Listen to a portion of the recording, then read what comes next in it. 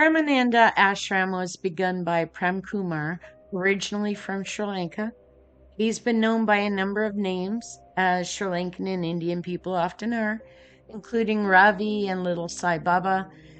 Just as one person can be known by several nicknames, the name Premananda has been used by a number of different people, some more or less shady than others. Today we're speaking only of Prem Kumar, known most popularly as Swami Premananda. Premananda settled in Madras and opened an ashram there, which apparently also operated as a shelter for orphan children and for women. It covered about 150 acres, and there were about 200 residents there, mostly Sri Lankan expats. Eventually, other ashrams would be opened in his name in a number of countries. Many have referred to Premananda's followers as a cult. We'll see today that it's more likely than not, but first, we'll look at why in a country loaded with holy men and ashrams, this particular man became so controversial. In 1994, a young girl who had been living at the ashram escaped and went to authorities complaining that she had been raped and was pregnant. Soon, several other girls also came forward with allegations of rape. And then, as disturbing, an allegation that Premananda caused a follower named Ravi to be killed when the man wanted to leave the ashram to report what had been going on there. So, there's an investigation and an arrest, and Premananda would face trial for 13 counts of rape and 1 count of murder. The trial was kind of bizarre. First, Premananda's lawyers would make claims that, he had divine powers and could perform miracles. These claims were debunked in court by inviting an illusionist to demonstrate how certain tricks were performed. Then the defense would argue that the girls had consented to sex. Several problems with that. There were victims who were under the legal age of consent in India, which was 16 at that time. Second, consent was obtained by offering cures for medical conditions or by coercion, by calling sex with Premananda a service to God. Another problem for Premananda would come when the remains of Ravi were found buried at the ashram. He was convicted for 13 counts of rape and molestation and sentenced to 2 life sentences. He was convicted of cheating the residents of the ashram, and another year was added.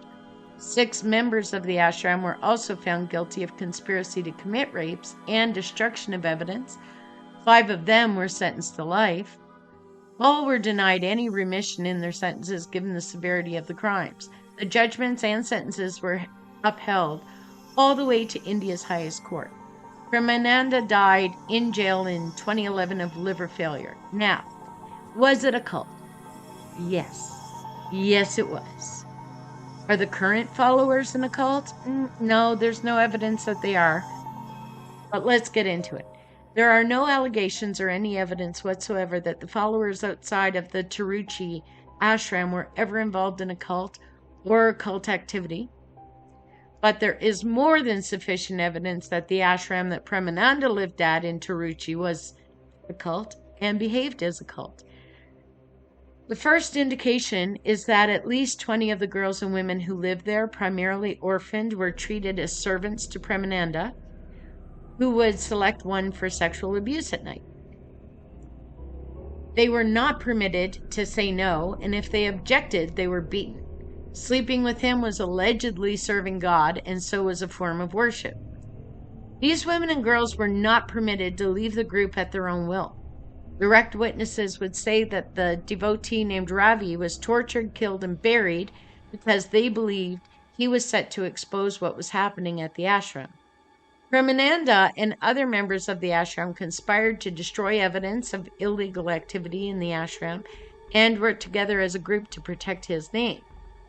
There was some dispute between experts related to the DNA, but the court accepted that the DNA related to the girls and to the fetus of the pregnant girl showed rape and that Premananda was the father of the aborted fetus.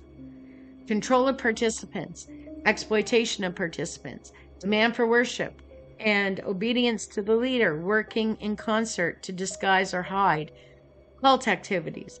If it looks like a cult and it acts like a cult, well, it's a cult. Thank you for listening. If you're enjoying these videos and you want to see more, please click the subscribe button and hit those notifications so that you don't miss any uploads. We appreciate you. Thanks.